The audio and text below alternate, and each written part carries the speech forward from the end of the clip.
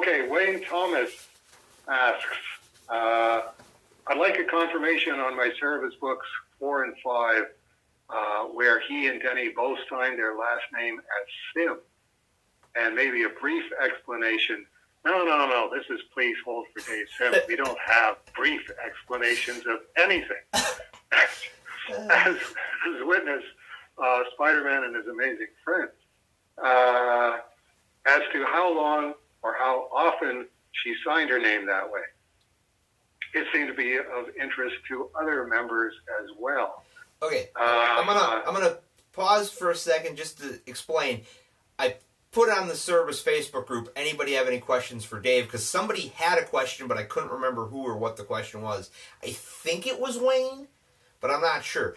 I looked back, he has 4 and 5 signed by you and Denny, and when he posted it, somebody's going, are you sure that's actually Denny's signature? Because she was an ardent feminist, and there's no way she would have taken a man's last name. And I'm going, and then somebody else commented going, she changed her name in the notes from the publisher. You know, she signed her name Denny Sim for a number of years.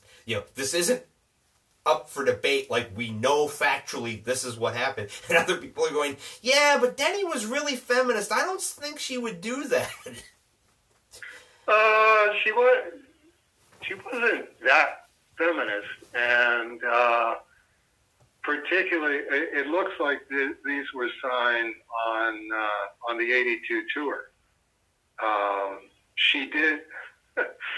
Denny did have a tendency on the tour to start signing Dave Sim, because I'd sign Dave Sim and then hand whatever it was over to her, and then she'd sign it.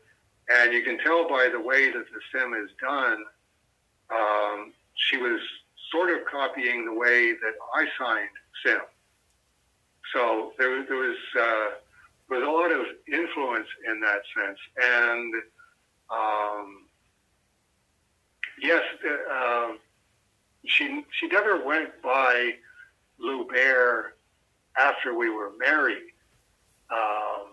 I think she did switch back to Lou Bear. She wasn't one of those people who went, I'm the one who married him, and I get to call myself Denny Sim from now on. Yeah. Which is also a feminist thing. It was, no, she was married to me. She was Denny Sim. And if she was not married, she was reverting to Denny Lou Bear. And it was on the tour posters, Denny and Dave Sim, or was it Dave and Denny Sim? So it was one of those. I can go down the stairs and check that, but you'll find it out and post it, because that was one of those. If yours is the complete name on the poster, I just get called Dave, and then she gets called Denny Sim. It's like you're kind of obligated, if you're going to do autographs on the tour, to sign Denny Sim. And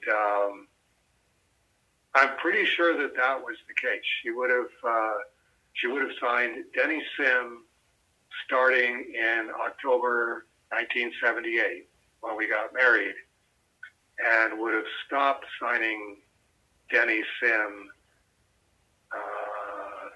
August 1983, which was when she left. That would be interesting to check to see if I think she was just signing Denny to the notes from the publisher. And was she? No, she wasn't in the credits. Yes, she was in the credits. That would be worth checking, because she was still here through to service number 70, and August 1983, that was like issue 55, 56. So what was her credit line after August 1983, and when did she switch to that? I will put my top people on it. I just wrote a note to check, and I put down, ask Margaret. There you go. It's we will leave no black box on the inside front cover unturned in finding an answer to this. But yes, Wayne, the short answer, brief explanation, yes, those are both authentic signatures. Aaron Wood asked, how does Dave like his eggs? Okay, we are getting late in the batting order at this point. Scrambled. I'm a scrambled eggs kind of guy, or I'm not totally impartial to an umlaut. No, those are the two dots over top of the E. It's omelet. That's the word that I'm looking for. A nice cheese omelet, cheddar cheese. Not fussy about too many vegetables. Spinach in anything. I'm very fond of spinach in anything. And does he like American bacon or just the Canadian stuff? I'm far more partial to American bacon than back bacon. But I haven't had bacon since the late 1990s, because that's one of those best 2 out of 3 things as a monotheist. One of the things that Jews and Muslims have in common is no swine's flesh. Absolute abomination to consume swine's flesh. Only Christians consume bacon and ham and stuff like that, and do it on religious holidays, which makes all Jews and all Muslims go, ew. Seriously though, and if he's covered this, someone let me know and I'll withdraw. Dave has discussed some Superman comics in his collection on his YouTube channel. 2 thoughts. A, what would be his favorite standalone stories or arcs besides the gifted comics he talked about? I'm trying to remember the title of the book. It's around Superman 168, 167, and it's Superman and Luthor on a red sun planet having a big boxing match.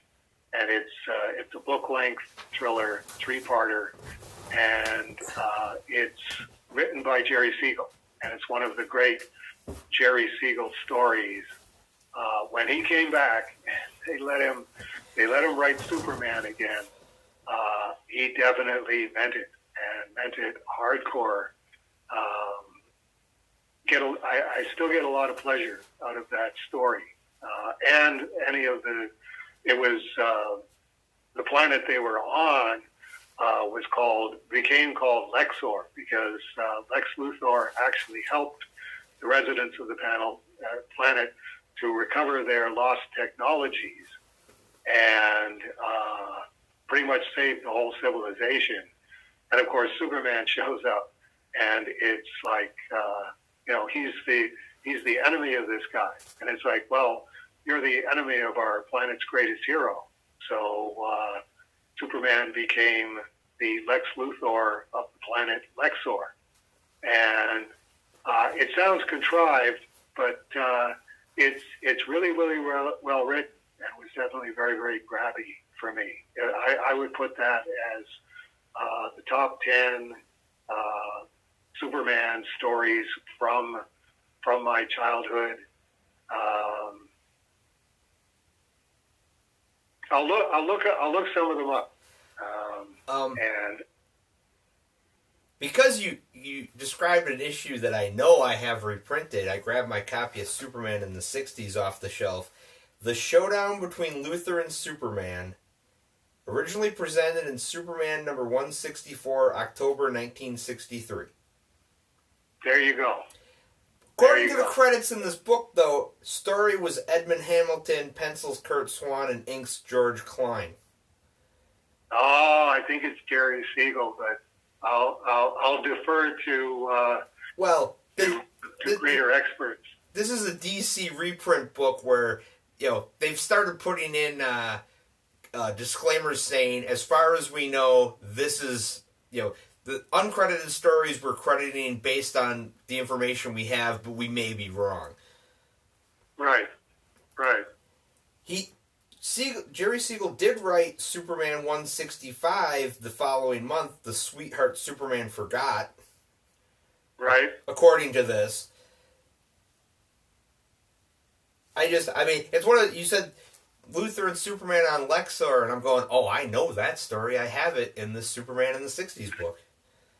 Right. And you're right. It's one of those stories that, on describing the plot of it, does not do the story justice, because the story really is, it's not the final showdown between the two of them, but it very well could have been written that way, as this is it, we're never going to have Lex fight Superman again, Lex is a hero on Lexor, Superman's a hero on Earth, and they're just going to, keep them apart. My favorite part about Lexor is in the 80s when George Perez redesigned gave Lex Luthor the battle armor. It was a George Perez design, and the story behind it is that the people of Lexor gifted him this super suit so that he could beat the crap out of Superman. Right. That was the follow-on question, or it ties in with that. We all have reboot fatigue. Really, there should be government programs to support people, comic book fans who are suffering from reboot fatigue. A few decades ago, it was quite the novelty. Looking back, did he enjoy John Byrne's take on Superman or any arc thereafter? It looked really good. And it was nice to see the book selling at a level that it hadn't been selling at in a long time. But I looked at John Byrne's Lois Lane, and it's like, that's not Lois Lane. It's that was one of those capital OCD, capital F, feminist versions of a character where I just go, this character was a specific character for X number of years. Do you really have to turn all of them into Germaine Greer, or what is our concept here? Okay, I have been fasting all day, and I had my last prayer an hour ago, which is ordinarily when I would get to eat. So I'm so glad we had this time together. Not to finish the song, and all the best to Paula and Bullwinkle and Janice Pearl, and we'll do this again next month. With one question apiece, guys. One question apiece. Thank you. You can be the bad cop. I'll start editing stuff out. Everybody's question is, what's your favorite letter? Have a good night, Pat. Have a good night, Dave. Enjoy your dinner. I sure will. Bye-bye. Bye.